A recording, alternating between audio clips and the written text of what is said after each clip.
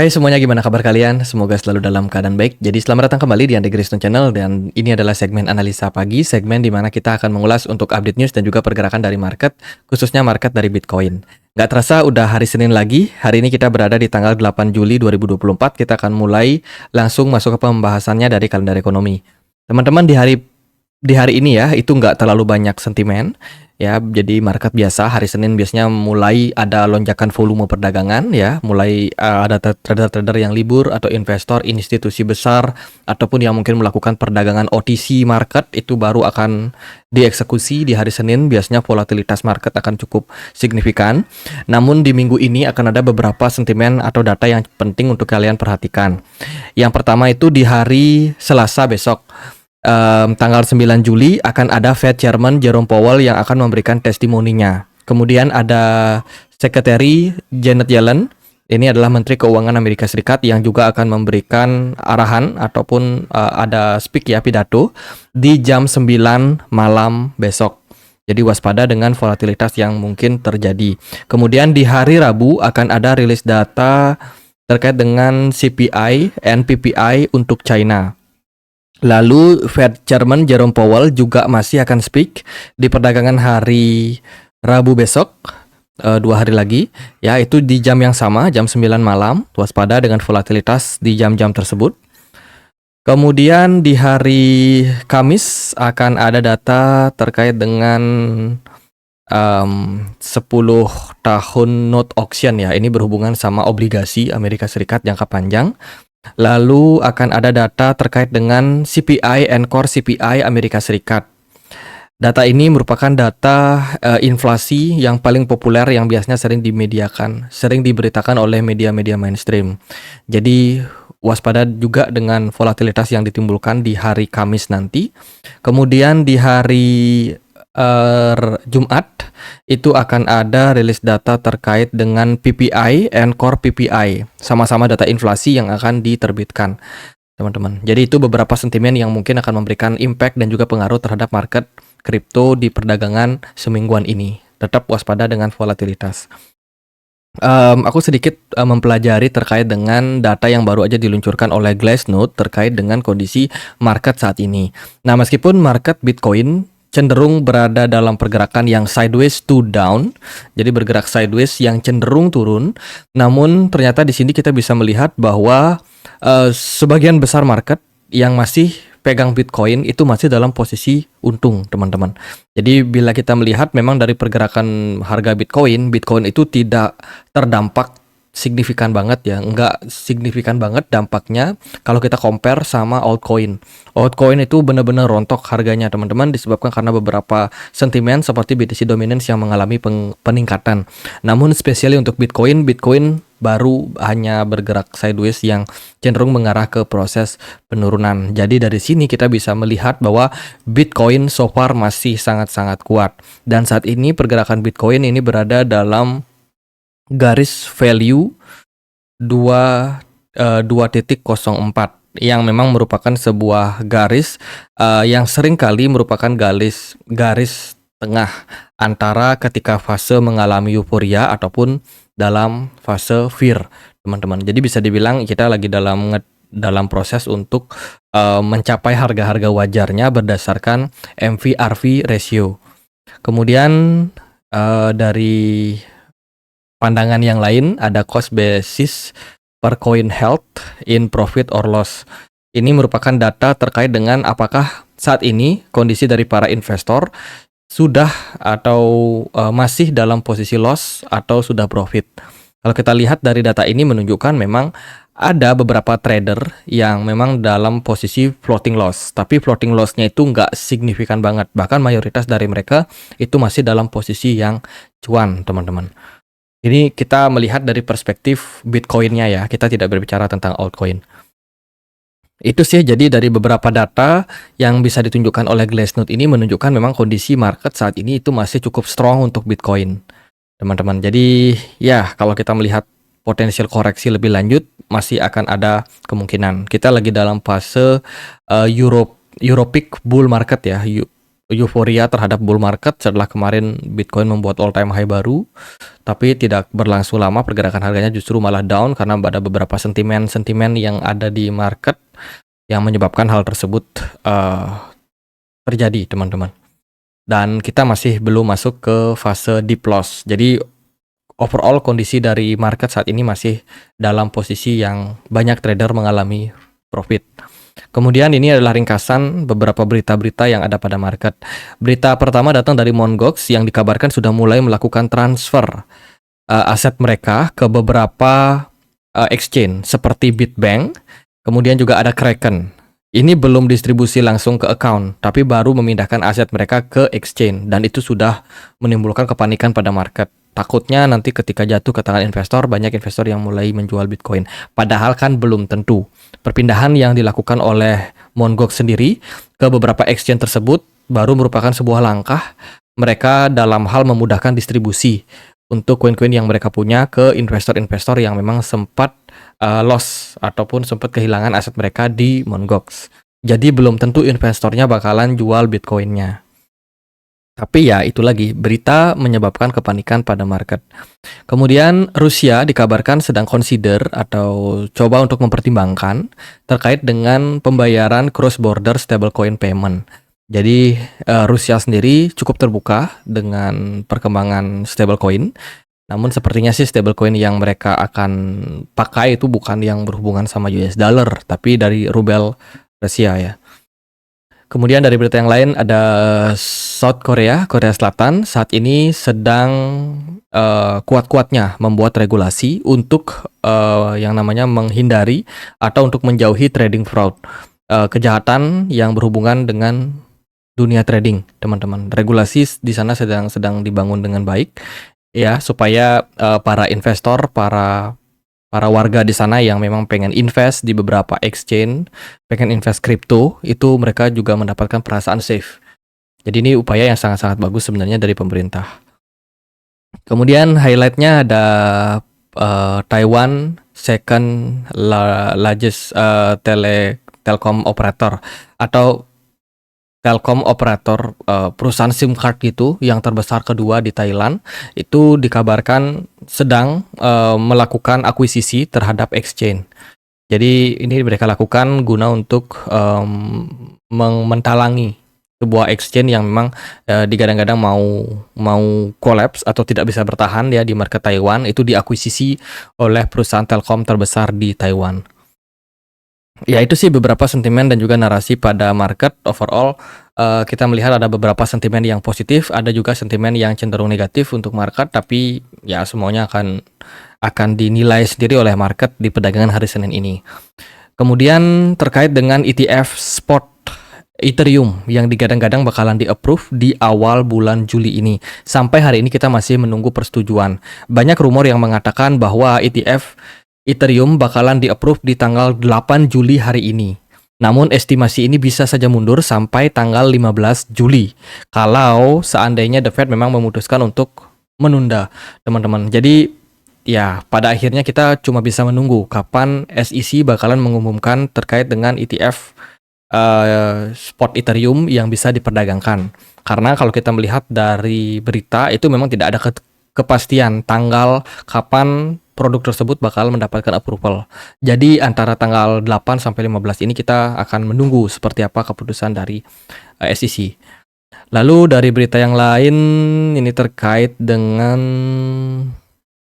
ini kondisi saat ini bahwa akan ada kemungkinan market masih bakalan positif di kuartal keempat 2024. Jadi kuartal keempat itu antara bulan November, Oktober, November, Desember, teman-teman. Dan dia melihat bahwa posisi altcoin 98% itu akan menduduki puncak siklus yang kemungkinan berada di level tertingginya di kuartal keempat 2024 sampai kuartal 1 2025. Jadi ini menurut Andrew Kang, dia salah satu pengamat di market kripto ya. Dia juga sering kali bikin analisa-analisa, teman-teman. Mungkin bisa menjadi pertimbangan buat teman-teman untuk melihat kondisi saat ini. Apakah altcoin saat ini masih bakalan sangat-sangat menarik atau tidak? Dia udah jelasin di tweetnya teman-teman. Teman-teman bisa langsung check out ya. Bisa langsung cross check. Kemudian kalau kita lihat dari Ki Young Ju, ini adalah seorang founder dari CryptoQuant. Dia bikin tweet kemarin terkait dengan kondisi market saat ini yang dilanda FUD. FUD-nya datang dari pemerintah Jerman, pemerintah Amerika Serikat yang bikin kepanikan pada market karena ada beberapa penjualan aset kemarin, teman-teman. Jadi hal tersebut bikin kepanikan dan menurutnya FUD tersebut adalah FUD yang dibesar-besarkan. Berita yang tidak semestinya dibesar-besarkan karena jumlah transfer Bitcoin yang dilakukan itu kan nggak terlalu banyak sebenarnya, teman-teman. Tapi karena beritanya di media kan, diberitakan di media, orang jadi melihat wah ini sesuatu bakalan terjadi dan panik, teman-teman. Akhirnya panik selling ya, altcoin nyungsep, Bitcoin juga drop. Jadi ya jangan terlalu kena FUD lah, bisa dibilang seperti itu maksud dari Ki Yang Ju.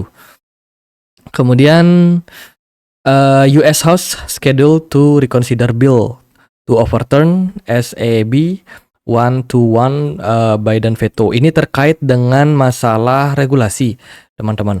Jadi Dewan Perwakilan Rakyat Amerika Serikat akan mempertimbangkan kembali rancangan undang-undang untuk membatalkan Buletin Akuntansi Staf Komisi Sekuritas dan juga Bursa SAB 121 yang menurut para kritikus mempersulit perusahaan kripto untuk bekerja sama dengan bank setelah Presiden Joe Biden memvetonya di bulan Mei kemarin, teman-teman. Pemimpin mayoritas DPR ada Steve Scalise setelah menjadwalkan untuk mempertimbangkan hal tersebut dibahas di Selasa depan atau bisa agak mundur, teman-teman. Meskipun DPR dan juga Senat sama-sama menyetujui tindakan tersebut, namun suara bipartisan atau kedua pihak itu bakalan sangat-sangat penting untuk dilihat seperti apa vetonya. Jadi ini berita terkait dengan Joe Biden yang memang sempat bikin aturan gitu, teman-teman, untuk membatasi antara crypto exchange sama perbankan sehingga adopsi kripto di Amerika Serikat justru malah makin sulit. Ya, dan ini akan dibahas lagi, akan dikaji lagi seperti apa perkembangan ke depannya. Dan ini menjelang pemilu. Siap-siap, apakah Joe Biden bakalan mencoba untuk memikat hati para pemilih. Oke, kita lihat dari berita yang lain. Ada Justin Sun lagi-lagi bikin bikin sensasi, teman-teman. Justin Sun dikabarkan akan membuat gas free untuk transfer stablecoin yang running di jaringan Tron blockchain tahun ini, teman-teman. Dan ini merupakan sebuah berita yang sangat bagus ya. Tapi menurut saya kalau gas fee-nya dibikin free di jaringan Tron, lalu apa fungsi dari token TRX? Bukankah token TRX yang merupakan sebuah token yang dipakai sebagai gas fee? Jadi penggunaan token Tron mungkin akan berkurang kalau gasnya dibiarkan free, teman-teman. Tapi menurut saya sih ini bakalan bukan berarti free secara secara terbuka, secara telanjang, tapi free yang dimaksud itu dengan minimum fee yang sangat kecil. Saya rasa bakal mengarah ke sana karena yang namanya blockchain pasti membutuhkan biaya, teman-teman. Kalau enggak ya rugi validatornya, ya kan? Ya itu beberapa sentimen yang ada pada market. Lalu gimana nih kondisi dari market Bitcoin kemarin? Di perdagangan hari Minggu kemarin Bitcoin sedikit koreksi setelah kenaikan yang terjadi di hari sebelumnya. Dan kita akan dapat closing time frame weekly sebentar lagi, teman-teman. Dan kalau kita lihat dari posisi pergerakan Bitcoin saat ini itu agak rawan-rawan lah. Bitcoin selama masih berada di bawah level 57.000 bakalan cukup rawan untuk mendapatkan tekanan jual lebih lanjut. Ya, volume perdagangan Bitcoin sempat mengalami kenaikan dan smart money-nya sudah turun anjlok. Ini memang mengindikasikan banyak sekali hedge fund yang memang sedang dalam posisi di luar dari market Bitcoin. Nah, jadi euforia terkait dengan ETF spot Bitcoin yang sudah di-approve kemarin sudah mulai mereda dan kita lagi masuk ke fase pencarian harga wajar untuk Bitcoin. Smart money kelihatan di time frame daily juga kosong. Ya, volume perdagangannya memang ada sedikit kenaikan, namun ini masih belum mengindikasikan sinyal kuat. Kalau dari saya sih melihat pergerakan Bitcoin di closing time frame kemarin, time frame daily kemarin itu bagus, teman-teman. Satu hammer dan juga satu candle hijau. Candle reversal hammer.